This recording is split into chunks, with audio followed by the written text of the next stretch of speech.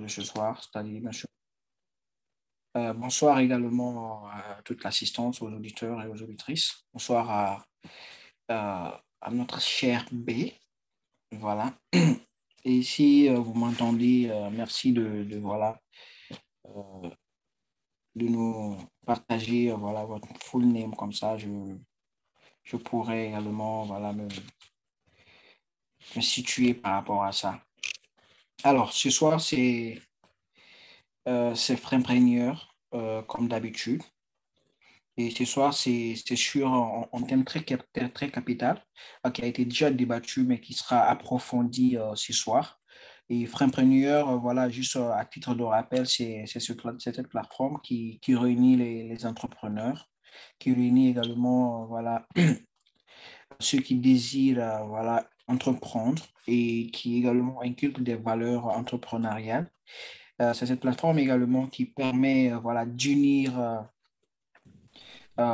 les mindful, skillful et voilà, c'est le lieu où, à travers lequel on peut avoir des connexions et pas seulement des connexions comme connexions, mais des connexions fructueuses, des connexions d'avenir et des connexions qui peuvent aller au-delà de nos attentes. Comme d'habitude, euh, je suis ici, voilà, comme voilà d'habitude, et puis aujourd'hui, nous allons parler notamment du thème qui a été déjà débattu, mais qui sera approfondi, je le précise, pour ceux qui viennent de nous rejoindre tout de suite, notamment son excellence. Le thème en question, c'est de devenir un marketeur, mais pas n'importe lequel. C'est de devenir ce marketeur qui influence la croissance de son entreprise à travers les bonnes techniques.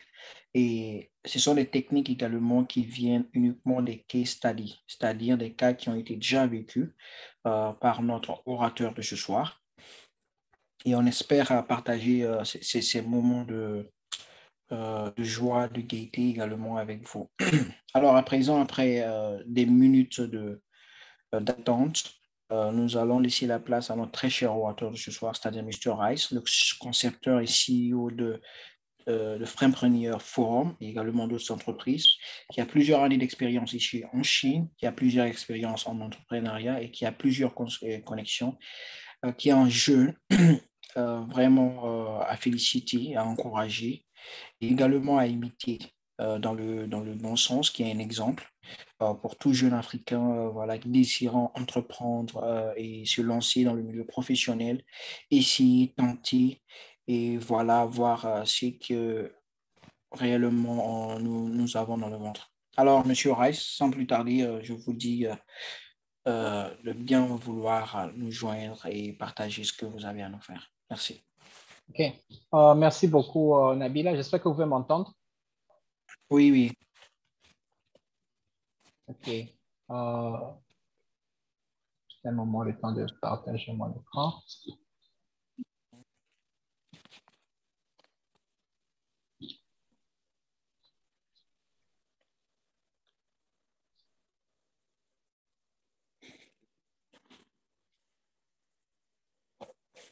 OK, c'est bon.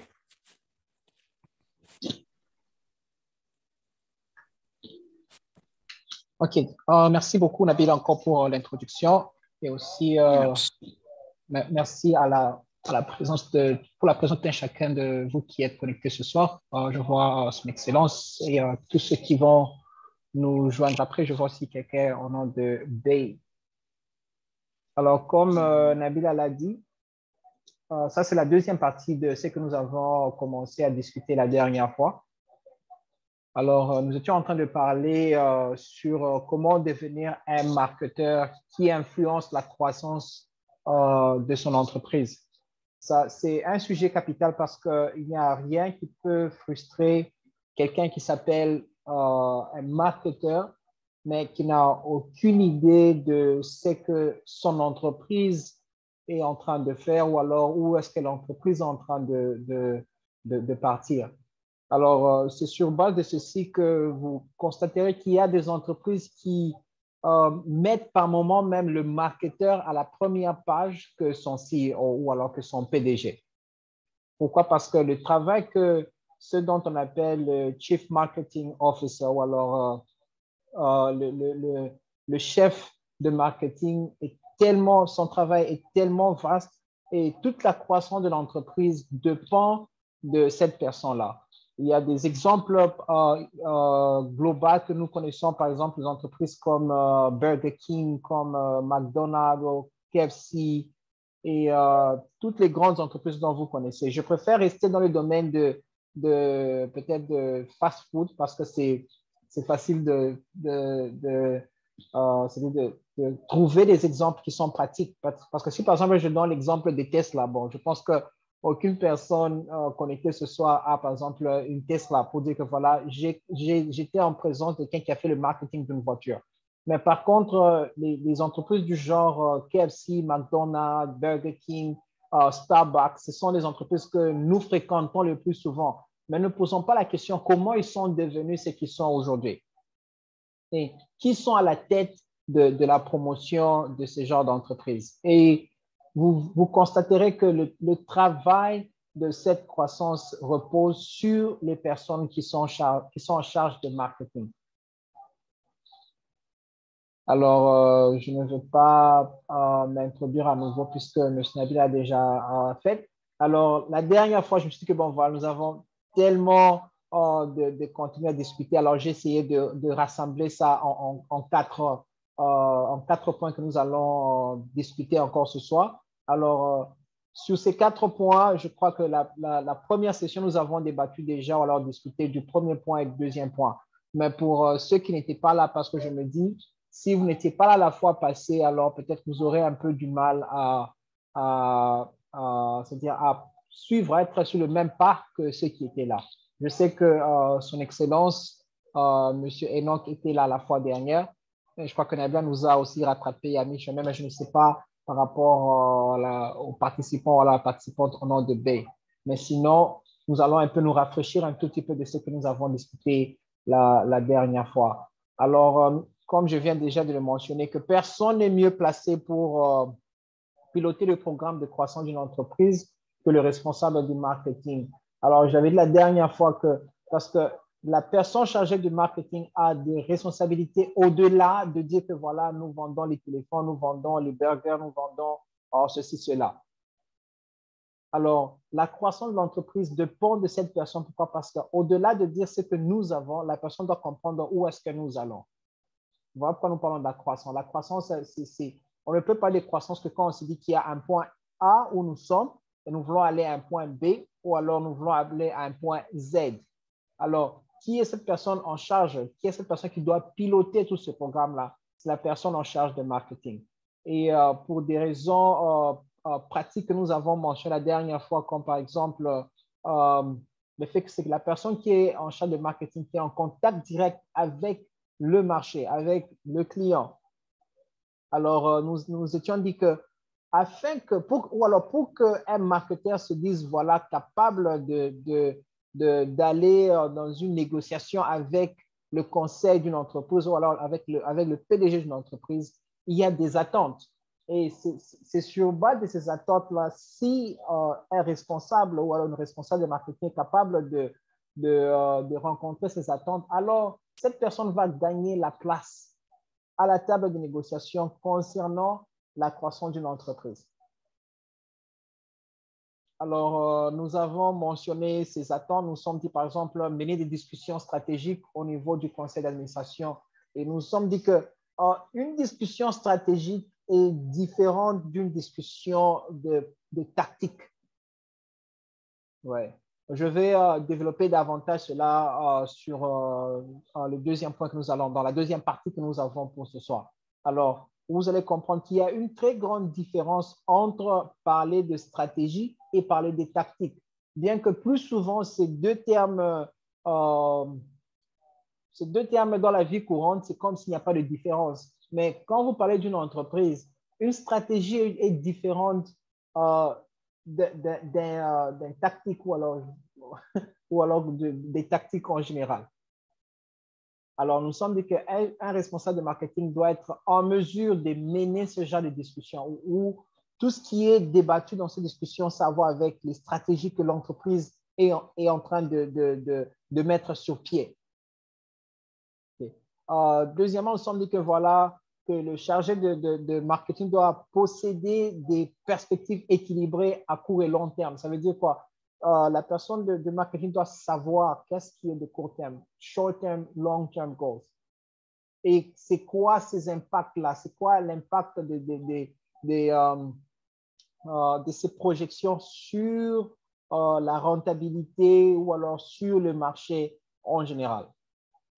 Alors, troisième point, c'était reconnaître que les clients sont propriétaires de la marque. Il me semble que c'est très facile en tant que marketeur de se dire non, non, non, en tout cas, nous c'est ça, ça c'est notre marque. Mais un marketeur visionnaire doit être capable de réaliser que c'est le client qui est propriétaire de la marque. Pourquoi? Parce que quand le client se sent part d'une marque, il a la capacité de guider l'entreprise vers sa croissance. Alors, un chargé de marketing doit savoir connecter le client à la marque et faire en sorte que le client se sente propriétaire. Le client va commencer à façonner ce qu'il veut que cela soit. Il y a un exemple pratique que je peux vous donner. Par exemple, il y a la compagnie de Photoshop. Adobe Photoshop. Je suis sûr que nous connaissons tous, n'est-ce pas? Just quick check. Nous connaissons tous l'entreprise d'Adobe Photoshop, n'est-ce pas? Yeah. Oui. Alors, vous savez, chaque fois que cette entreprise de Adobe Photoshop veut amener une nouvelle version de Photoshop, par exemple, ils ont ce qu'on appelle, c'est comme du genre le market test, où ils appellent les gens les designers, les gens qui utilisent vraiment Photoshop dans leur travail journalier, c'est-à-dire ils leur donnent la chance d'essayer le produit qui sera lancé dans le marché, ou alors de donner leur feedback sur ce qu'ils veulent que l'actuel Photoshop puisse avoir comme feature pour la prochaine version. Donc, vous comprenez ici que quand nous parlons ici que c'est le client qui est propriétaire de la marque, ça veut dire que c'est le chargé de marketing qui a cette responsabilité d'amener le client à se sentir que voilà, cette marque, elle est designée pour moi et pour répondre à un certain problème, pour répondre à certaines difficultés que je veux que cette entreprise puisse résoudre. Donc, c'est un peu dans cette direction-là. Alors, nous avons dit que le 4 points, c'était mener des initiatives et des innovations stratégiques rentables et axées sur les connaissances grâce à un écosystème d'innovation à l'échelle de l'organisation.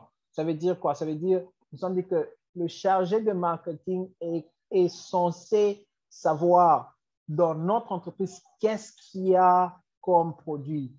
Okay. L'écosystème, quand nous parlons d'une entreprise, nous parlons de l'écosystème d'une entreprise, nous parlons de tout ce qui joue autour du fonctionnement d'une entreprise. Ici, nous pouvons imaginer c'est comme une machine avec les différentes roues.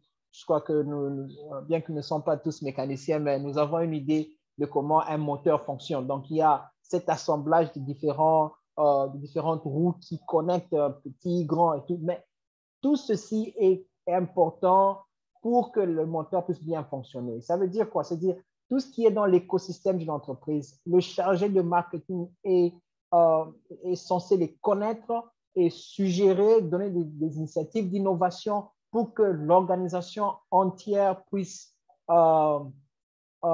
bien fonctionner, puisse croître. Vous voyez? Donc, ça, c'est capital. Et vous verrez que plus on avance, il y a un point, je veux parler sur comprendre qu'on ne peut pas juste avoir un point d'une entreprise qui est en train de croître et les autres n'arrivent pas à croître. Maintenant, c'est le chargé de marketing qui est censé apporter des idées innovatrices pour que chaque partie de l'entreprise puisse croître. Cinquième point, c'était co-déterminer ou alors co-déterminer le budget. Ça veut dire quoi? Le chargé de marketing doit être en possession des informations concernant le budget de l'entreprise. Vous voyez? OK, nous allons faire des publicités sur Facebook pour générer plus de clients. Mais OK, ça, c'est une bonne idée. Mais est-ce que le chargé de marketing a une idée de combien d'argent on s'est fait le mois passé? Combien d'argent on s'est fait il y a 3 mois? Combien d'argent on s'est fait via les publicités l'année dernière? C'est ce que ça veut dire co-détenir le budget. C'est-à-dire tout ce qui joue autour du client pour amener le client à décider à utiliser nos services. Le chargé de marketing est censé connaître, je parle ici de la partie budgétaire, c'est-à-dire connaître que voilà, nous avons dépensé autant d'argent et nous avons gagné autant d'argent. Ah, ok, d'accord. Donc, je peux maintenant bien planifier, sachant que toutes les fois qu'on va dépenser autant d'argent de notre budget, on pourra obtenir un certain nombre de clients ou alors on pourra croître notre présence. Alors, c'est ça que détenir le budget d'acquisition des clients. Okay. Sixième point, on s'est dit que sur les attentes, c'est diriger en exécutant d'une manière directionnelle correcte, en optimisant par un test contenu, en apprenant et en adaptant les modèles. C'est-à-dire, on s'est dit ici, ça veut dire quoi? Ce n'est pas que toutes ces attentes sur le marketing, le chargé de marketing est censé les avoir déjà en lui. Non, non, non. Mais ça veut dire que le chargé de marketing doit être en mesure d'avoir cet état d'esprit qu'il y a tout ceci qui tourne autour de l'entreprise et commencer à donner ses initiatives et les essayer. Ce qui marche, on adopte. Ce qui ne marche pas, on met à côté. C'est ce que ça veut dire. Donc, le chargé de marketing est censé diriger ce genre d'action. Donc, se dire que voilà, on a planifié ça, on le met en action. Est-ce que ça marchait? OK, ça marchait. OK, on adopte, on continue avec ça. Ça n'a pas marché, on change. Donc, ce rythme-là, un chargé de marketing doit avoir ce rythme-là de travail.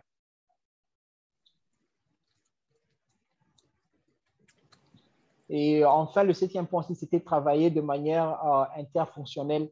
Ça veut dire tout simplement travailler en collaboration avec toutes ces unités, tous ces autres leaders qui sont autour d'une entreprise. Okay. Donc, savoir comment connecter les différentes branches de l'entreprise. Il y a les sales, il y a les gens qui sont en charge de la publicité. J'ai donné l'exemple, par exemple, de OBTC. Nous avons des compagnies partenaires, c'est-à-dire ceux qui nous aident, par exemple, dans le marketing. Donc, ce sont des partenaires stratégiques. Maintenant, un chargé de marketing qui est, par exemple, en full-time ou alors même en freelance dans notre compagnie est censé connaître qui est sur notre chaîne d'approvisionnement et c'est quoi leur rôle. Nous avons, par exemple, une autre entreprise qui fait les designs de tout ce que nous avons comme flyer, comme vous le voyez par exemple sur nos réseaux sociaux. Donc, le chargé de marketing doit connaître qui est en charge de faire le design de flyers. Ça coûte combien? Est-ce que nous pouvons lui donner plus d'idées? Donc, être en mesure d'influencer toutes les branches de l'entreprise afin que l'entreprise puisse croître. Alors, ça, c'était en guise d'introduction de ce que nous avons de la dernière fois. Déjà, vous voyez que c'est beaucoup d'informations. Nous avons parlé du premier point qui était connaître qu'est-ce que le marché vous donne comme information. Et dans ce point-ci, nous avons parlé de différents points de contact que le marketeur a qui peut l'aider à connaître ce que le marché est en train de donner comme feedback. Nous avons parlé du prix, du produit, de la promotion et de la place. Ça veut dire connaître. Le chargé de marketing est censé connaître est-ce que le prix est bien fixé pour le marché que nous sommes en train de nous focaliser. Est-ce que le produit est accepté ou pas?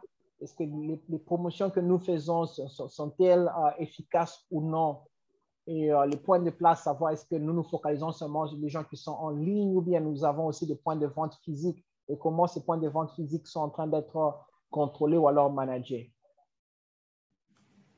Alors, sachant que les feedbacks du marché sont importants, alors nous nous sommes dit que le chargé de marketing doit avoir un aperçu bien organisé de ce que le marché est en train de donner comme feedback. Ça veut dire quoi? Je donne un exemple, par exemple, des vêtements des modes chinois ici, par exemple au Congo. Comme j'ai dit, ça c'est vraiment un document interne de notre compagnie, mais elle n'est pas complète parce que l'autre partie, ce sont des informations confidentielles. Ce sont les plans d'action que nous avons pour pallier à ces informations. Nous avons parlé, par exemple, des vêtements. Nous avons dit que, voilà, par exemple, au Congo, la perception des prix des vêtements chinois, c'est-à-dire des vêtements de la mode chinoise, la perception, elle est plutôt favorable en première vue, mais quand on donne le prix actuel, généralement, les gens disent que, oh non, soit c'est trop cher. Moi, je pensais qu'on vendait en Chine des choses par kilo, mais du coup, on vend aussi en détail, c'est trop cher. Okay? Et par rapport au price momentum, c'était le changement de prix selon les temps et les saisons. C'est ça le price momentum. Comment le prix change selon les différentes saisons, par exemple. Alors, ce n'était pas aussi favorable pour les clients. Pourquoi? Parce que déjà, ils se sont déjà dit que voilà, le prix actuel n'est pas bon. Mais commencer encore à le changer ou alors en augmentant le prix, c'est encore toujours pas favorable. Alors, nous allons parler aussi de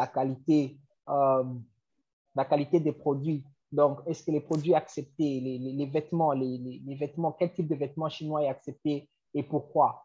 Alors, on s'est dit, par exemple, la qualité, la perception n'était vraiment pas favorable. Pourquoi? Parce que les gens, je ne sais pas dans d'autres pays, je ne sais pas au Mali, qu'est-ce que les gens disent des costumes chinois. Mais au Congo, par exemple, il y a un adage qui dit de l'eau à Guangzhou, ça veut dire les choses de Guangzhou. Donc, les gens pensent que ce n'est pas la bonne qualité en quelque sorte. Alors, je ne sais pas au Mali, qu'est-ce que les gens disent des vêtements chinois. Nabila.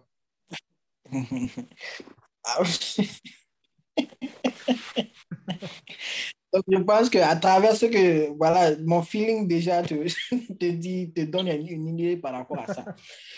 Bon, bien, en réalité, quand tu dis chinois, la translation du chinois Ouais, au pays également, c'est-à-dire au Mali, oui. d'emblée, translation du chinois veut dire, voilà, c'est pacotille. Mhm. Oui. Maintenant, par ailleurs, même si tous les produits viennent de la Chine, translation chinoise, c'est au pays, au Mali, par exemple, c'est pacotille. Quand Mhm. tu, si si tu oses dire, par exemple, ça c'est Samsung, les gens vont te croire. Du moment où tu vas dire Samsung China, c'est fini. Tu as déjà Ouais, dit c'est fini. Donc, du coup, ça perd sa valeur automatiquement quand tu parles de chinois parce que là, il faudra quand même revenir et puis expliquer que non. mhm. C'est vrai, c'est made in China, mais voilà, c'est ça la qualité qu'on sort. Ouais, Même à preuve au contraire, les gens seront résistants s'ils voient qu'il y a une version américaine et une version chinoise, ils vont d'emblée, ils vont pas te croire, même si tu dis vrai. ouais, justement. En fait, Alors, comme je viens de le dire, c'est-à-dire chaque pays a sa perception des vêtements exactement. chinois. Par exemple, j'ai fait les Philippines. Aux Philippines, ils sont OK avec les habits chinois. Je pense que parce qu'ils sont tous asiatiques. Alors, et aussi, le climat aux Philippines, ce n'est pas comme en Chine, parce que le climat aux Philippines, c'est un peu du genre tropical. Alors, les habits de qualité chinoise sont bons. Pourquoi? Parce que c'est un peu léger, quoi.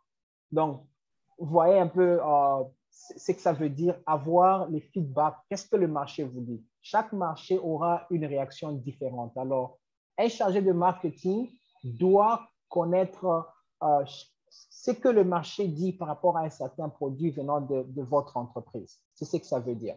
Vous voyez? Donc, au Congo, encore, c'est pas la même chose. Le Bumbashi, Kinshasa, c'est pas la même chose. Donc, ainsi de suite. Le chargé de marketing doit être en mesure de récolter les informations, comme je l'ai déjà mis par exemple ici dans ce tableau, parce que c'est clair, pour parler de la croissance, vous devez venir avec des informations, des faits, pas des feelings. Non, je pense qu'au Congo, non, non, non, non, non. Comment nous sommes arrivés à dire que voilà, c'est pas favorable? Combien de fois nous avons vendu pour dire que voilà, ce n'est pas favorable? Alors, c'est ce que ça veut dire, connaître ce que le marché vous dit.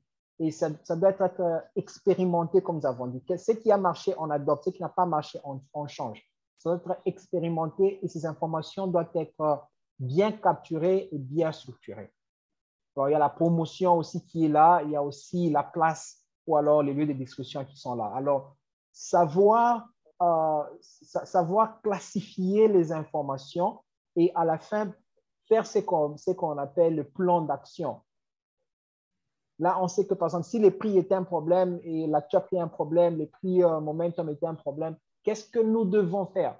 Ce sont ces informations qui vont faire en sorte qu'un chargé de marketing commence à avoir du poids à la table de négociation avec le conseil ou alors avec le PDG.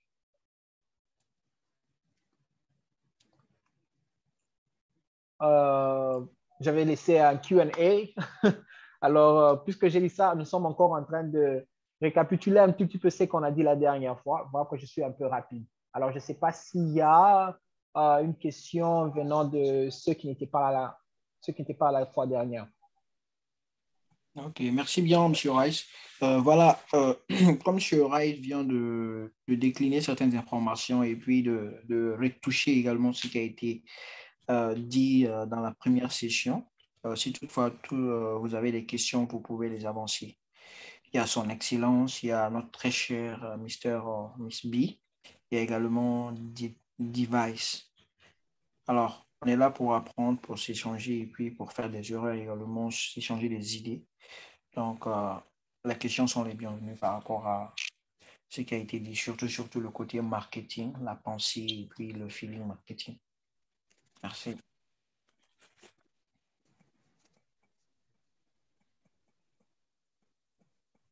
Yeah. Vous avez une question pour moi? Ah, je vois, c'est Alors, Vanirek. maintenant, il y a ça, ok, ok, je pense qu'il y a une question. OK. Ok, pour moi, c'est bon. Ok, alors, moi, ma question, c'est, voilà, vu que le thème, c'est par rapport à euh, un marketeur qui peut influencer, voilà, les chiffres d'affaires de son entreprise. Maintenant, moi, ma question, c'est, après toutes ces informations que, par exemple, le département marketing doit recevoir, moi, trop souvent, il y a, par exemple,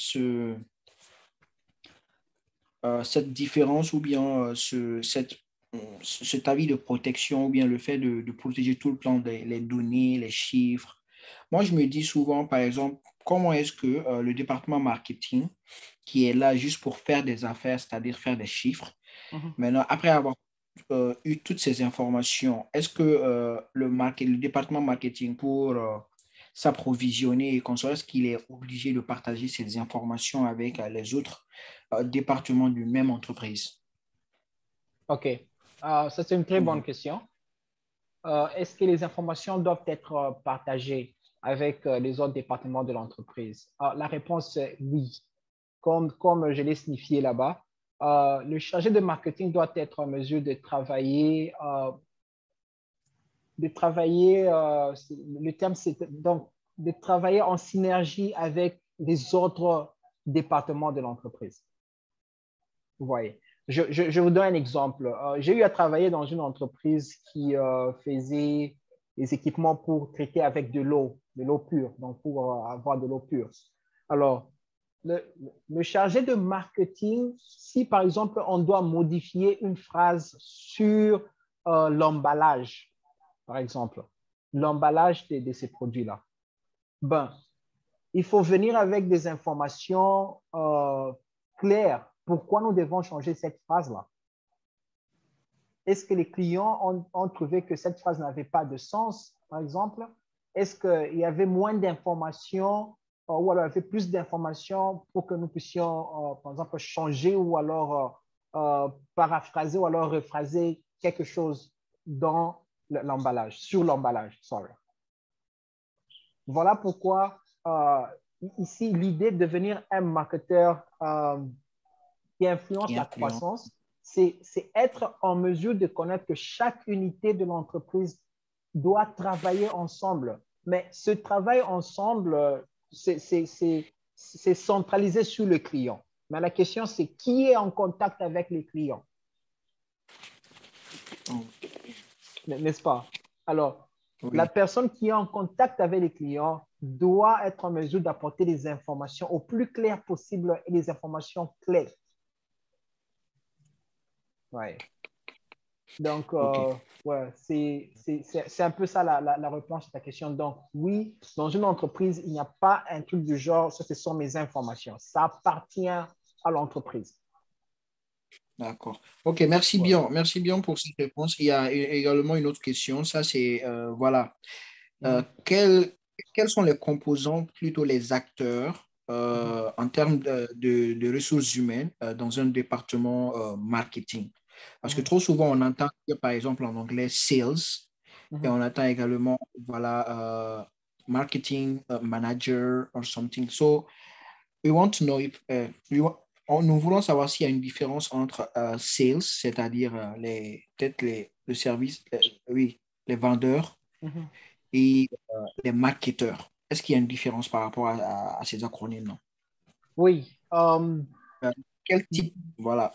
Le département marketing est composé de quoi? Ou plutôt de qui? Mhm. OK. Le département de marketing est composé pratiquement de toutes ces personnes qui sont en charge de générer les contents, comme on appelle ça. Vous voyez? Donc, tout ce qui doit accompagner le produit en soi vient du département de marketing. Les sales font juste la finition. Ça veut dire prendre tout ce qui est déjà bien emballé, bien présenté au client pour aller finaliser. Okay. Ouais. Mais le marketing, le département de marketing est chargé de générer tout ce qui vient avec des informations autour du produit en soi. Maintenant, pour générer des informations, pour générer des contenus pour la publicité, il faut connaître le marché. Vous voyez un peu ça. Okay. Et un exemple pratique que je peux vous donner, par exemple, c'est si vous partez à une exhibition quelconque, je crois que Nabila a déjà atteint beaucoup d'exhibitions en Chine, n'est-ce pas? Oui, oui. Alors, vous verrez qu'il y a des entreprises qui partent là-bas, qui n'ont pas de salespeople. Ils vont amener personne de sales. Ils vont arriver là-bas, ils vont demander aux gens qui sont là, est-ce qu'il y a quelqu'un qui est fort dans les sales? Et à cette personne, on va juste lui dire que, bon, voilà, notre entreprise fait 1, 2, 3, notre produit résout tel problème. Ces personnes seront en mesure de vendre ces produits comme s'ils travaillaient là-bas. N'est-ce pas? Oui. Alors, Ça. c'est un peu ça. Donc, c'est le marketing qui génère tout ce qu'il y a comme information qui va aider les sales people à aller maintenant vendre aux clients. Voilà pourquoi c'est stratégique. Ouais. D'accord. Alors, je crois que nous pouvons foncer, puisque, comme Oui. j'ai dit, ça, c'est vraiment refreshing. OK? Nous avons parlé d'un point aussi capital qui était développer un état d'esprit basé sur le profit et la perte. Ça, c'est un sujet qui donne la pression. Alors, j'aimerais demander un peu à l'audience ici que nous avons, à part Madame Dr Vanires, est-ce qu'il y a d'autres personnes qui ont leurs propres entreprises, moyennes ou grandes entreprises, je ne sais pas, mais est-ce que vous avez vos propres entreprises, vos propres produits, vos propres services?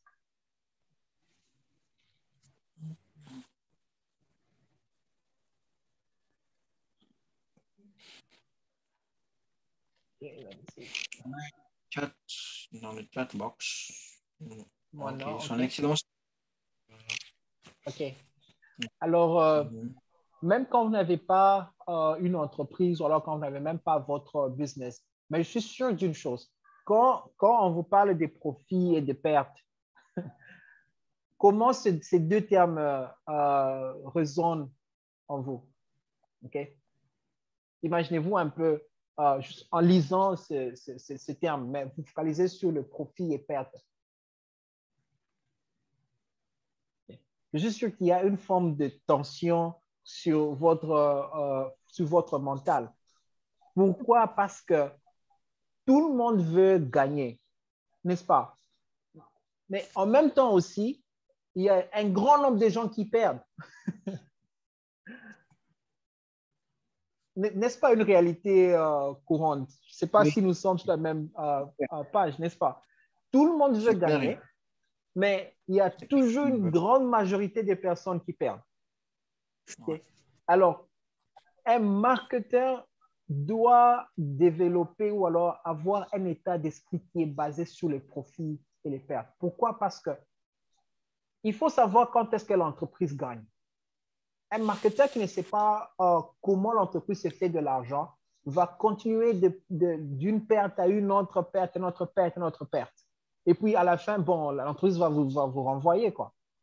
Mais si c'est pour votre propre business, à la fin, vous allez fermer votre business. Je connais aussi des entrepreneurs qui ont commencé les business, mais qui ont fermé parce qu'ils m'ont dit, voilà, en tout cas, Rice, j'ai stoppé parce que j'ai fait tellement de pertes. Vous voyez. Ok. Alors, connaître comment l'entreprise se fait de l'argent, c'est capital, surtout pour les gens qui font les marketing. connaître quand l'entreprise se fait de l'argent, connaître quand l'entreprise fait des pertes. Voilà pourquoi les grandes entreprises, comme j'ai dit par exemple, comme Starbucks, McDonald's, Burger King, en tout cas, toutes ces entreprises ne changent pas très souvent leur marketeur. Pourquoi? Parce que ces personnes ont développé un sens de responsabilité devant le gain et les pertes qui leur permettent de planifier des choses qui ne peuvent amener la compagnie qu'à gagner, pas à perdre. Ouais. Donc, c'est très capital de ne pas avoir peur de cette conception de gain et de perte. Les gens qui travaillent avec notre entreprise, par exemple, les gens qui sont comme dans les freelance, généralement, nous ne demandons pas d'abord de transférer, par exemple, les bénéfices, des choses comme ça. La première des choses que nous demandons, c'est le fichier qui montre l'état de besoin, comment les cash flow, comme on appelle ça, de ce qui s'est passé pendant un mois, de ce qui s'est passé pendant les 3 mois.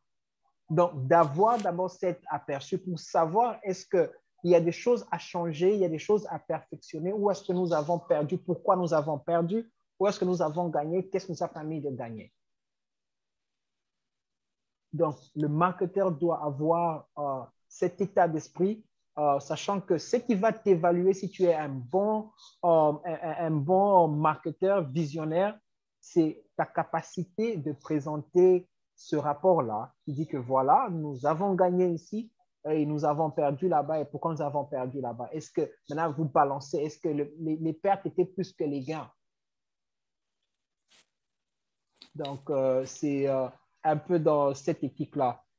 Et j'avais donné aussi l'exemple d'une entreprise que nous avons fait fonctionner ici ou alors que nous avons designé. C'est quelque chose que j'ai toujours dit que ça, c'est un business pour les longs business que parmi les premières conceptions de business model que j'ai eu à faire, c'était sur cette entreprise.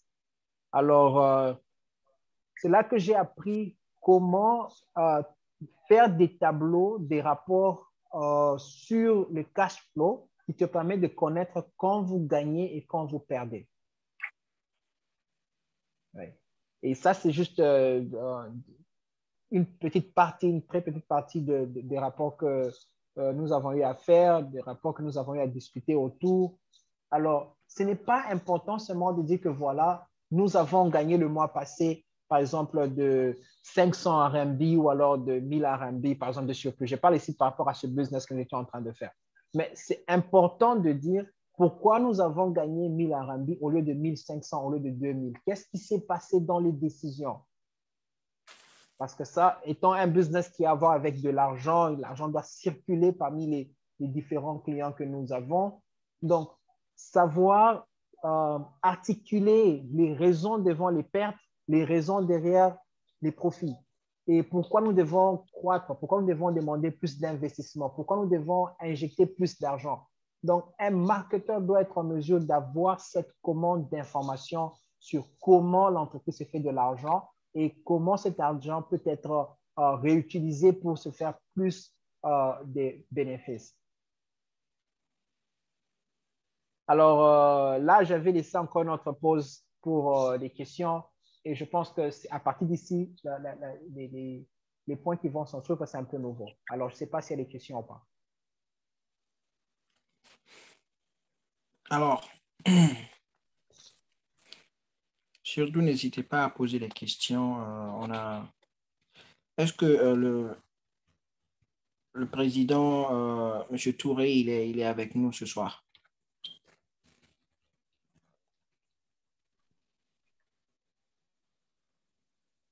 Ok, n'hésitez surtout pas à poser des questions par rapport au profit et à la perte. C'est essentiel et puis c'est important, vu que c'est en rapport avec l'argent et la raison pour laquelle il faut entreprendre, en quelque sorte.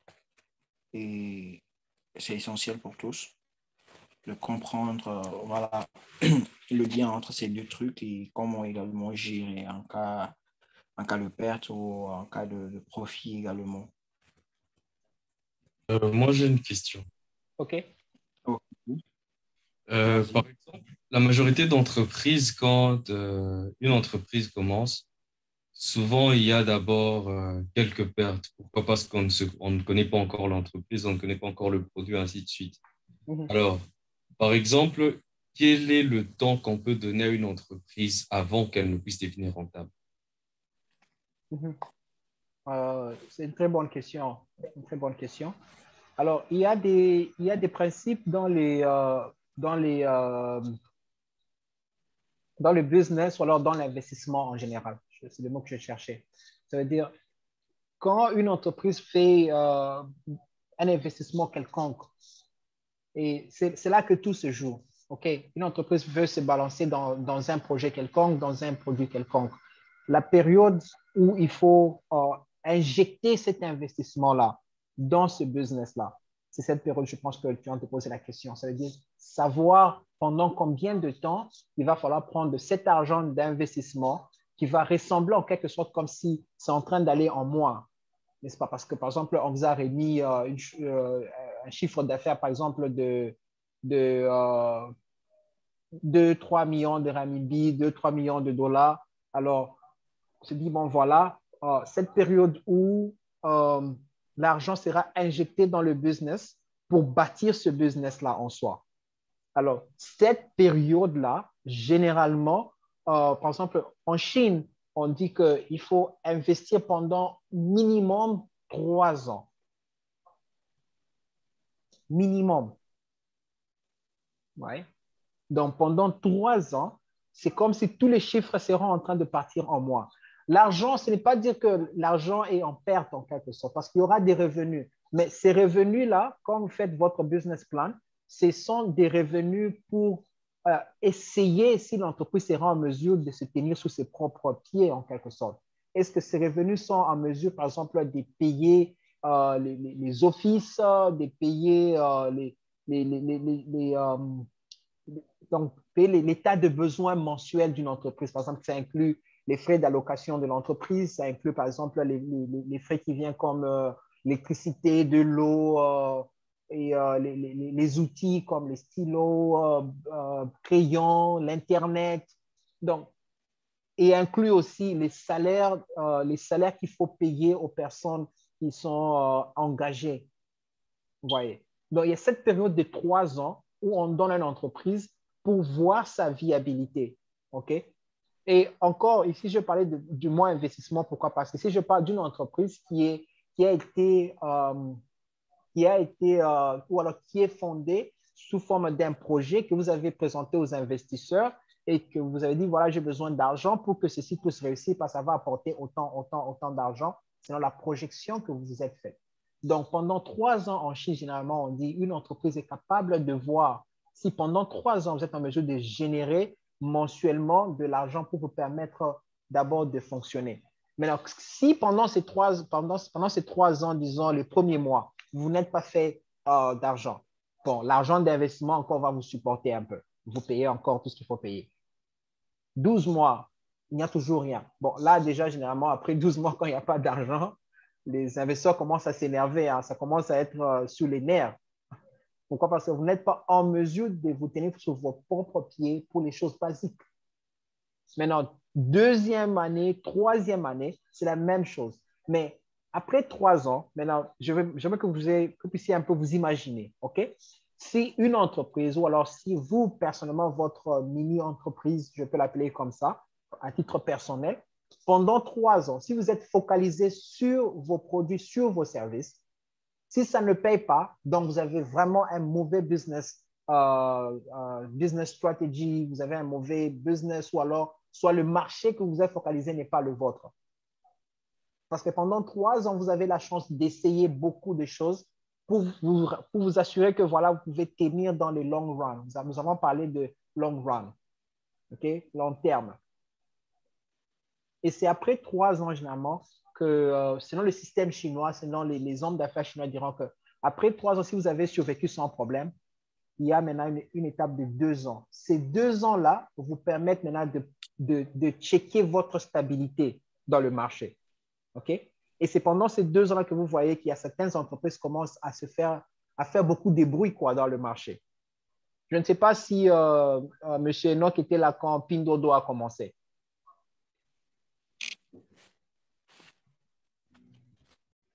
Alors, je ne sais pas. OK. S'il y a quelqu'un qui était là quand Pindodo a commencé, vous saurez qu'il y a une période où, dans les ascenseurs, dans les voitures du genre bus, c'était Pindodo, Pindodo, partout. Et pourtant, les affaires de Pindodo ont commencé il y a très longtemps. Donc, ces 2 ans-là donnent à une entreprise l'opportunité maintenant de se stabiliser dans le marché, de se faire un nom. Et après ces 2 ans-là, maintenant, ils disent qu'il y a 2 autres années pour en faire 7 au total. Ces 2 années qui vont s'en suivre, là, c'est vraiment générer les revenus pour commencer à donner aux investisseurs, aux gens qui ont investi dans ça. Donc, vous voyez ici qu'il y a une entreprise, donc les investisseurs ont investi pendant pratiquement 5 ans avant de commencer à récupérer les bénéfices de leurs investissements. À manger, quoi. Oui. Donc, vous comprenez maintenant pourquoi en Chine, les projets sont toujours de 5 ans, 10 ans. Vous voyez? Ouais. Parce qu'après maintenant 7 ans, quand vous avez ramené l'argent, vous êtes maintenant dans le flot de ramener l'argent aux investisseurs. Vous avez maintenant les 3 ans qui vous permettent de vous établir vraiment dans cette affaire-là où vous êtes. On vous connaît maintenant. Là, maintenant, nous parlons de 10 ans. Là, c'est devenu vulgarisé en quelque sorte. Tout le monde en parle. Aujourd'hui, qui ne parle pas de Pindodo? Qui ne parle pas de Jingdong? Ouais. Et pourtant, j'ai vu ces entreprises naître. Wow. Donc, c'est un peu comme, je ne sais pas si ça a bien répondu à la question de M. Enoch. Donc, il y a cette période-là, mais ça ne veut pas dire que vous êtes en moins, mais ça vous permet de checker si vos revenus mensuels seront en mesure de vous permettre d'être self-reliant. Mais pendant une année, si vous ne vous faites pas d'argent, les investisseurs diront que non, je ne veux plus continuer, hein, parce que là, ça craint un peu. Après une année, c'est toujours nous qui payons pour tout ce qu'il y a comme besoin mensuel. Là, il y a un problème. Mais si c'est un peu, vous êtes fait d'argent, mais ça n'a pas atteint le montant qu'il faut pour payer tout le monde, mais il y a quand même d'entrée. Oh, OK, d'accord, it's OK, no problem. But if it's zero, then we are in the wrong business. Donc, c'est un peu ça, quoi. Ok, d'accord, merci. Je vous en prie. OK, alors, nous allons foncer. Aujourd'hui, nous allons parler de gagner en crédibilité organisationnelle, OK, or earning organizational credibility, OK. Parce que ici encore, comme j'ai dit, c'est vraiment une marche de quelqu'un qui n'est pas expert vers quelqu'un qui est expert. Voilà pourquoi j'ai essayé de mettre ça dans les étapes pour permettre d'avoir une idée générale, que ce soit pour votre propre entreprise ou si vous voulez travailler avec une autre entreprise comme étant un marketeur. Alors maintenant, comment gagner en crédibilité? Qu'est-ce qui vient en jeu pour que vous puissiez avoir cette crédibilité? Nous avons parlé ici, M. Nabil a parlé de si j'ai des informations que je vais les cacher et que, bon, ça c'est pour moi, seulement pour le département de marketing. Then in what will it help, comme on le dit? Ça va aider en quoi? Alors, il faut prendre ces informations afin de faire quoi? De gagner en crédibilité. Et comme je dis, comment renforcer la crédibilité et la confiance en tant que marketeur. Je crois que quand on parle de crédibilité, si nous parlons de la confiance, savoir que voilà, OK, je crois que quand elle parle, quand monsieur tel ou alors madame tel parle, il faut l'écouter. C'est elle qui est chargée de marketing et quand elle parle, en tout cas, il y a de la valeur qui vient dans ça. Alors, ici, comment parler en tant que marketeur? Il faut parler avec une compréhension, ça veut dire avoir une compréhension totale, donc comprendre la totalité de l'entreprise, être en mesure de connaître comment l'entreprise fonctionne. Ouais, nous avons parlé de différentes unités, différents départements. Un marketeur, si vous voulez gagner en crédibilité, vous devez être en mesure d'avoir cette compréhension totale et générale de l'entreprise. Okay, je veux parler davantage de cela en avançant. Nous avons un deuxième point, c'est avoir une opinion profondément informée lors de la discussion sur la croissance. J'avais parlé des insights avant, comme j'avais dit, fondés sur les 4 P, donc le prix, le produit, la promotion et la place. Donc, avoir une information approfondie.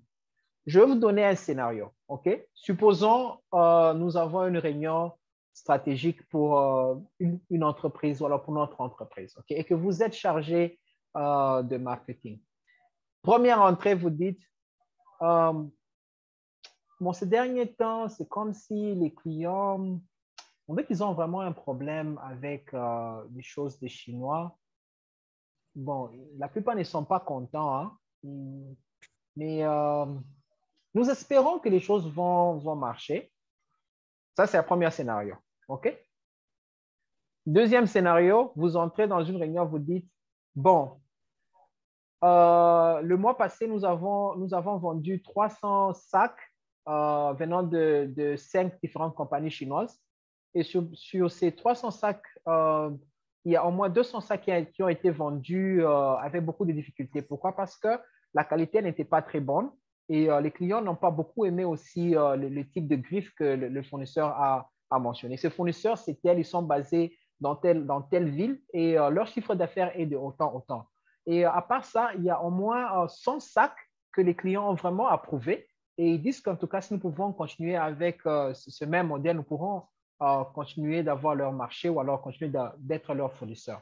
Dites-moi un peu, sur ces deux scénarios-ci, quelle personne pour qui l'attention sera plus donnée?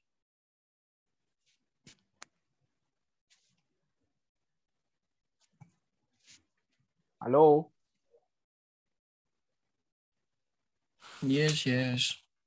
Je vous ai donné deux scénarios. Alors, quel scénario vous pensez que la personne ou alors le management va donner plus d'attention? Alors, la question, elle est lancée. Bon, moi, je n'ai pas très bien compris la question.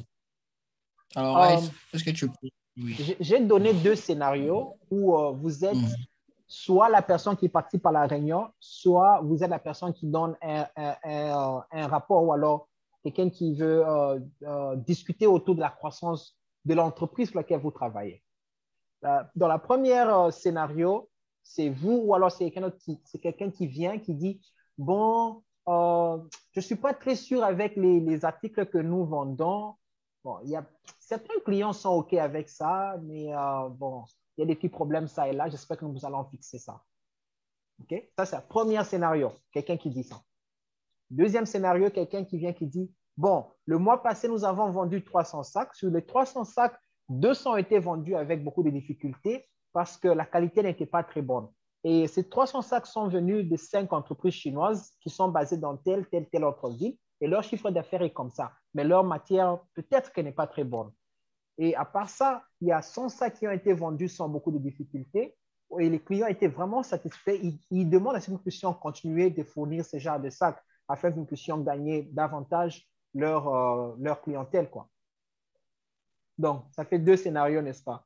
Alors, dites-moi, sur ces deux personnes, alors, selon ces deux scénarios, quel scénario va recevoir plus d'attention dans la réunion? Le second. Voilà, n'est-ce pas? Pourquoi? Parce que le second scénario, il y a des informations clés et critiques et bien détaillées. Pendant que la première personne a l'intention de parler sur base comme si des feelings, mais qui ne sont pas fondés, qui sont difficiles même à suivre. C'est quoi le point exact? Ou qu'est-ce que nous devons faire? Donc, c'est ça. Si vous voulez gagner de crédibilité, vous voulez gagner en crédibilité en tant que marketeur, c'est savoir parler, savoir articuler les informations bien fondées. Et bien fondées sur quoi? Sur les insights, les feedbacks du marché. Quand vous êtes en mesure d'articuler ce que le marché dit, ou alors ce que le marché vous a déjà donné comme information clé, là, vous gagnez en crédibilité.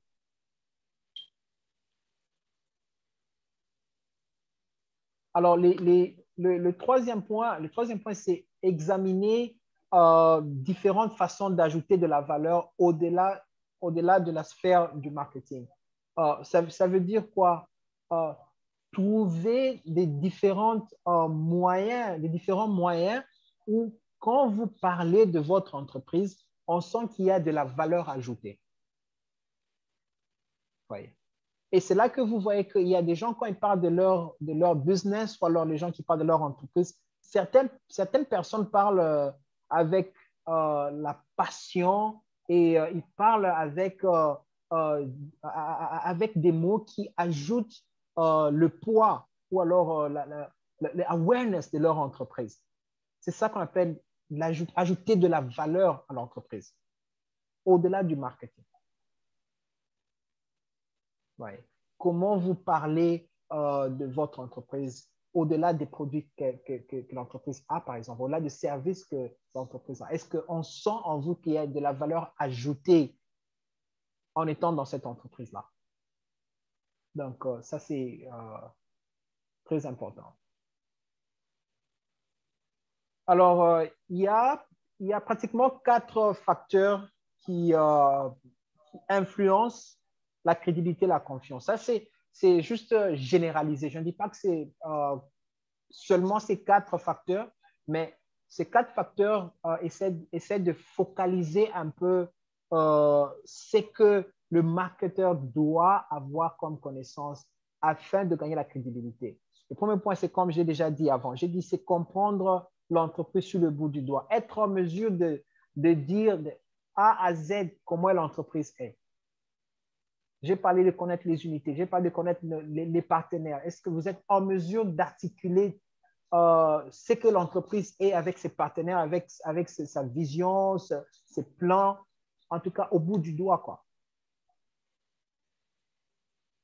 Très capital pour quelqu'un qui veut être un marketeur qui réussit, quoi, ou alors qui fait amener l'entreprise à croître. Le deuxième point, c'est mener tout dialogue d'affaires d'un point de vue stratégique et non tactique. J'avais mentionné que je vais donner plus de détails à ce point-ci. Ça veut dire quoi?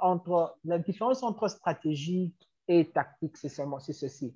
Quand nous parlons des stratégies, nous parlons des plans, en quelque sorte. Okay? C'est quoi les plans que nous avons pour accomplir tel autre objectif? Okay? Nous voulons, par exemple, avoir plus de followers. Par exemple, nous voulons avoir plus de followers sur notre page, par exemple, sur notre page Facebook ou sur notre page Instagram. Okay? C'est quoi le ABC que nous devons faire? Ça, c'est ça, les stratégies. Okay? Ce sont les stratégies. Par exemple, nous disons, voilà, nous devons créer, avoir des contenus qui sont bien calibrés, qui mentionnent, par exemple, telle région du pays, telle région du monde, telle région d'Afrique. Okay? Deuxièmement, par exemple, ça peut être un truc du genre, nous voulons ajouter un tout petit peu le degré de satisfaction venant de nos clients. Qu'est-ce que nous pouvons ajouter pour avoir un degré un peu plus élevé de satisfaction? Okay. Ça peut aussi être du genre recadrer un peu la façon dont nous fonctionnons dans l'entreprise. Par exemple, comment l'information est passée d'une branche à une autre de l'entreprise. Ici, nous parlons de stratégie. Ouais. Parce que le but est déjà bien fixé. Par exemple, nous voulons faire croître les followers, par exemple, sur Facebook. Mais la question que nous devons faire, c'est quoi le plan? Tandis que les tactiques, c'est le step by step, comme on appelle ça, les pas à pas. Qu'est-ce que nous allons faire comme les pas aujourd'hui ou alors demain? Maintenant, un marketeur visionnaire ne parle pas trop des tactiques. Pourquoi? Parce que les tactiques sont, par moments, c'est on spot. Okay? Il y a un client qui vous appelle au téléphone et qui vous demande est-ce que vous pouvez m'aider à acheter ça, ça, ça, ça, ça. C'est à l'instant que vous pouvez penser à quelle tactique je peux utiliser pour l'amener, par exemple, à connaître ce que nous avons et peut-être changer sa décision par rapport à aller à notre entreprise, ainsi de suite. Ça, ce sont des tactiques. Ça vient par moment, c'est on spot, à l'instant. Alors, vous ne pouvez pas amener ça dans une discussion qui a à voir avec planifier la croissance de l'entreprise. Ça ne tient pas. Pourquoi? Parce que la croissance peut être 1 année, 2 ans, 3 ans, 4 ans de planning. Donc, les tactiques n'ont pas vraiment, je dirais, ça a de la valeur, mais après la réunion, les gens vont même oublier qu'est-ce qu'il fallait vraiment faire et puis ça va encore revenir quand le moment va venir. Mais parler de stratégie, c'est quand nous parlons, c'est quoi le but que nous voulons accomplir, c'est quoi le plan que nous allons mettre en jeu. Les tactiques, c'est réservé à chaque département. Okay. Troisième point, c'est former les bonnes alliances. Ça veut dire quoi? Un chargé de marketing doit connaître qui sont les personnes qui peuvent l'aider à bien créer les contenus, par exemple, à bien évaluer les produits que l'entreprise a, les services que l'entreprise a.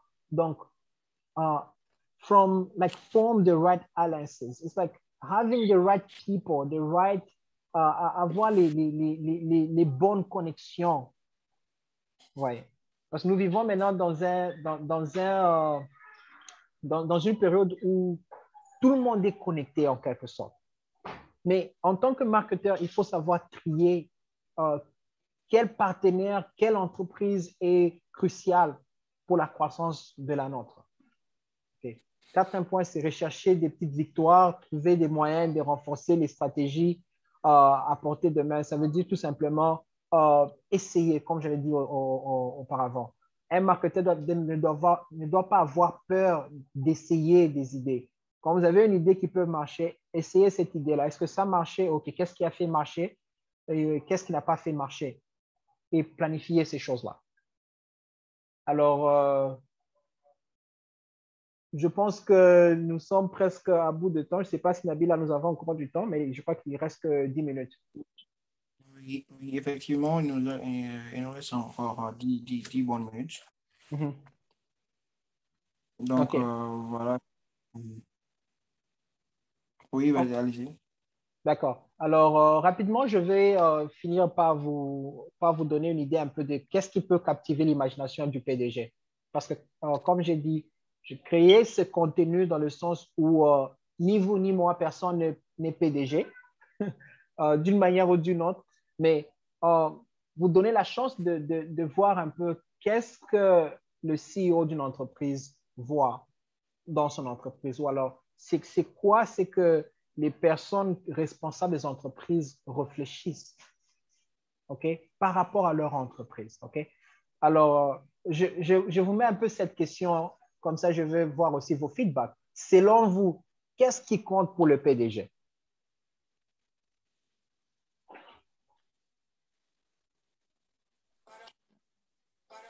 Vous pouvez répondre sur base des phrases ou alors des mots, je ne sais pas. Qu'est-ce qui compte pour le PDG ou pour le CEO? OK. Alors, la question. La croissance de l'entreprise. Pardon? La croissance de l'entreprise. Oui, la croissance de l'entreprise. Le bon fonctionnement de l'entreprise. Oui, le bon fonctionnement de l'entreprise.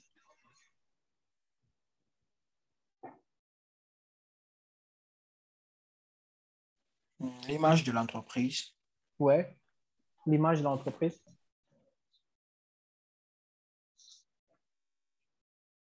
On a. Bon, moi, quand je dis croissance, il y a pratiquement tout ça. L'entreprise elle-même. Mm-hmm. L'entreprise elle-même. OK? Alors, je vais vous donner ici, c'est pratiquement la même chose. OK? Chaque responsable d'entreprise, chaque PDG ou alors chaque membre du conseil administratif d'une entreprise, généralement, les discussions sont autour de 5 points. Vous venez de le dire. OK? Certains vous avez mentionné. Augmenter la valeur des actions ou alors actionnariat, je ne sais pas comment dire ça en français. C'est-à-dire augmenter la valeur des actions, alors des shares, comment on dit ça? Donc, il y a les gens qui ont investi dans une entreprise. Comment je peux augmenter cette valeur-là? Vous avez parlé de la croissance. Deuxième point, c'est favoriser une croissance intelligente et efficace. Okay. Donc, les PDG réfléchissent autour de ces points-là. Okay? Premier point, augmenter la valeur des actions. Comment ça va venir? Est-ce que nous avons une bonne réputation? Est-ce que les gens aiment ce que nous faisons? Est-ce que les gens aiment notre entreprise? OK? Est-ce que ce que nous faisons aujourd'hui peut nous amener à avoir plus d'impact demain, ou alors de demain, si je parle des années qui vont venir, dans 2 ans, dans 3 ans, est-ce que notre entreprise va toujours exister? Okay. Deuxième point, favoriser une croissance intelligente. Okay. Est-ce que la valeur ajoutée basée sur ce que j'ai mentionné avant, par exemple sur le prix, les produits, les promotions et les lieux de distribution, est-ce qu'il y a moyen d'optimiser ces choses?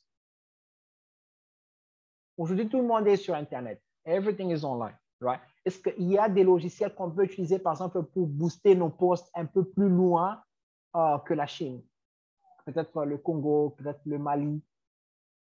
Okay. Donc, favoriser une croissance intelligente et efficace. Toujours être à l'avant, quoi. Okay. L'autre point, c'est améliorer l'efficacité opérationnelle, comme on vient de le dire ici. Est-ce que tout fonctionne sans problème? Okay. Est-ce que tout fonctionne sans problème?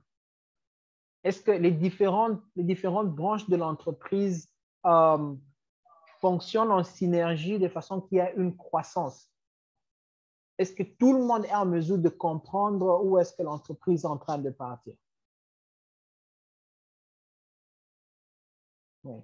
Alors, ça, ce sont des questions qui, par exemple, dans une entreprise, par exemple, dans notre entreprise, nous discutons de ces questions presque chaque jour. Parce que c'est capital. C'est ça qui définit la croissance. Okay.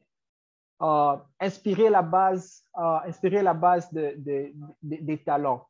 Okay.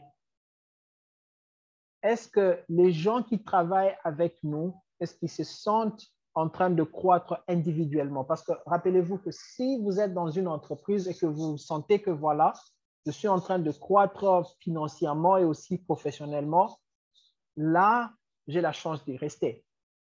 Mais si je me sens que je suis exploité et que la rémunération n'est pas bonne, bon, je suis là, mais je ne saurais pas utiliser tous les talents que j'ai sur l'entreprise en soi. Alors, le PDG ou alors le conseil d'administration réfléchit souvent comment inspirer tout le monde dans l'entreprise à utiliser leurs talents pour que l'entreprise puisse croître. Parce qu'il y a aussi des travailleurs, par exemple, qui sont là, mais qui ne travaillent pas. Pas parce qu'ils ne savent pas quoi faire, mais parce qu'ils ne sont pas suffisamment inspirés.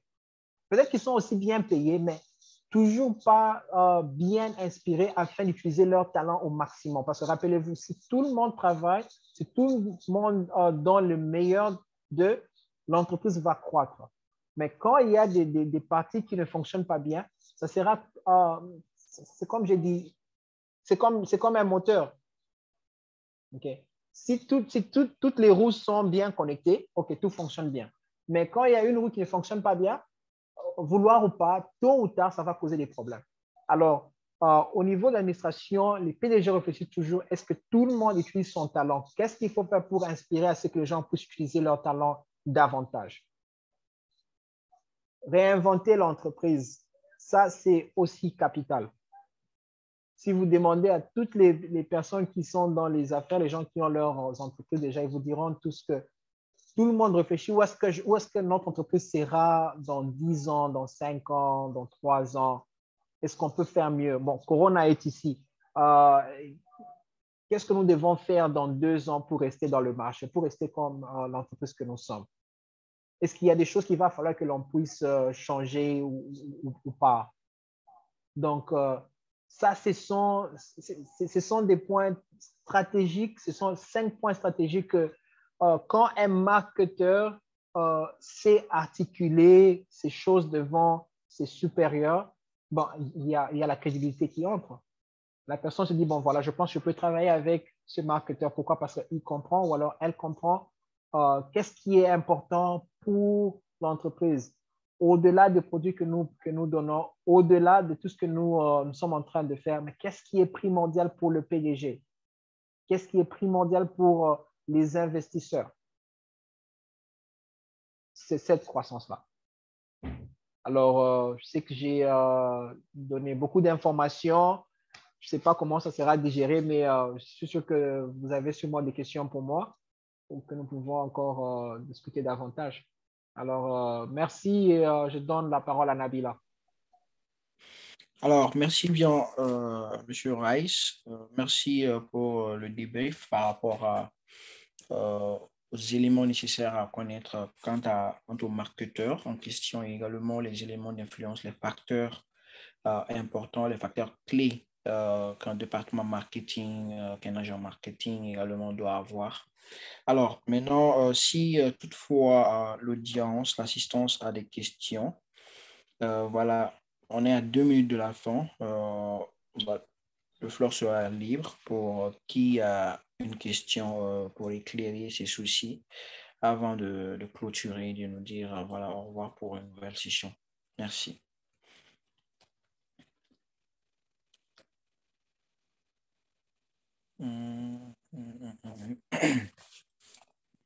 OK. OK. Par ailleurs, s'il n'y a pas de questions, donc on va remercier d'abord M. Rice pour la brillante information et présentation et également riche en informations sur tous les plans, c'est-à-dire côté marketing, côté gestion d'entreprise et également côté comment est-ce qu'il faut voir les pertes et les profits et comment également utiliser ces informations pour le compte de l'entreprise et surtout, comment est-ce qu'il faut penser après avoir lancé une entreprise, c'est-à-dire combien d'années il faut espérer faire des profits et comment est-ce qu'il faut patienter et pourquoi il faut patienter. Maintenant, on a parlé également à travers les PPT et à travers l'intéressé, c'est-à-dire M. Rice, on a parlé également notamment des visions d'une entreprise et également qu'est-ce que c'est qu'une entreprise pour les actionnaires, qu'est-ce que c'est qu'une entreprise pour les investisseurs et qu'est-ce que c'est qu'une entreprise pour l'entrepreneur en tant que tel et également le chef d'entreprise. J'espère que ces idées vont nous servir à nous tous après cette session et je vous dis encore une fois de plus, Titu Boss, son excellence, M. Rice et également Vaniris. Merci d'avoir participé à la session de ce soir et nous espérons vous rencontrer dans les prochaines sessions très bientôt. Merci à toutes et à tous et bonne soirée. OK, merci beaucoup Nabila et merci à tout le monde qui a pu se connecter ce soir. Merci. Je ne sais pas, je peux dire quelque chose, Nabila? Oui, il n'y a pas de souci. OK. Je sais que les informations, c'est vraiment plus formel pour les gens qui sont affiliés à une entreprise quelconque. Ça s'applique aussi pour ceux qui ont leur propre business, peut-être les e-commerce ou dropshipping. C'est important pour vous en tant qu'initiateur de l'idée de votre business, peu importe sa dimension, de vous voir comme ces marketeurs-là. Alors, dans notre entreprise, si vous me posez la question comment je me vois d'abord comme le marketeur de l'entreprise avant tout. Je parle ici au niveau fonctionnel de l'entreprise. Alors, peu importe la dimension de votre entreprise ou alors de vos business que vous voulez commencer, si vous voulez vous voir d'un œil comme je viens de vous les présenter, vous serez un peu plus prudent dans ce que vous faites en tant que marketeur.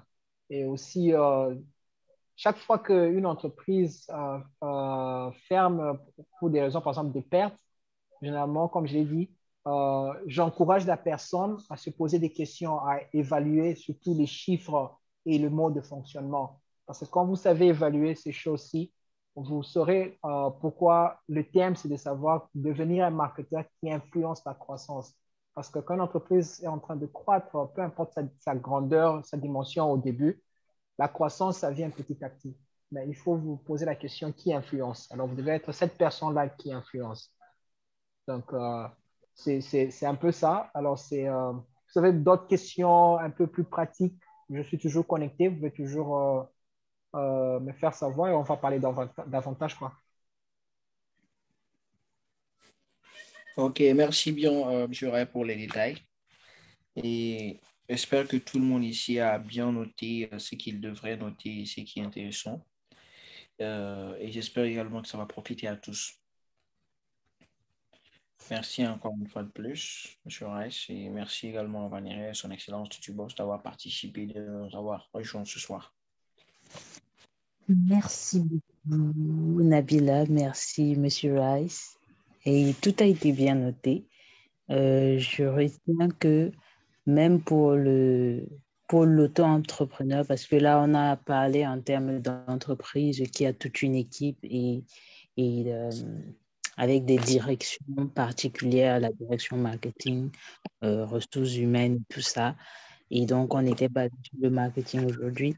Et avec ce que M. Rice a dit à la fin, je retiens que même si on est auto-entrepreneur et qu'on n'a pas encore une équipe, il est important d'avoir ce mindset dans lequel on parvient à séparer, on parvient à mettre la part de soi, entrepreneur qui est marketeur, entrepreneur qui est le CEO ou si on veut dire le directeur général même de sa toute petite entreprise. Et puis, on va être encore l'agent marketing, non pas l'agent marketing, mais l'agent qui se charge de la vente. On a dit le vendeur, c'est celui qui est vraiment, il finalise avec le client, alors que c'est le marketeur qui a mis tout ce qui tourne autour de ce produit-là et tout ce qui tourne autour de ce qui intéressera et résoudra le problème du client. Donc, voilà ce que je retiens, c'est qu'on doit pouvoir faire la part des choses et même si on travaille seul, de parvenir à séparer ça parce que c'est en le faisant bien qu'on verra quelles sont nos limites, qu'est-ce qu'on gère mal, qu'est-ce qu'on devrait améliorer, qu'est-ce qu'on peut maintenir parce que ça aide effectivement à progresser, qu'est-ce qu'on doit abandonner parce que ça n'aide pas dans la progression et ainsi de suite. Donc, merci beaucoup. Merci. Je vous en prie. Merci, Néris. Bien noté. Thanks. OK. Bonne soirée à tous. Vous allez très vite. C'est quoi? C'est trop de confinement ou bien? Sorry. Ouais, on est tous très calmes. Oui, oui. Peut-être que certains sont toujours confinés, ils n'arrivent pas, peut-être. Nous sommes déjà guéris. Hein. Mais au moins, vous allez bien. Je veux dire, la santé, ça va. Oui. Parce que moi, je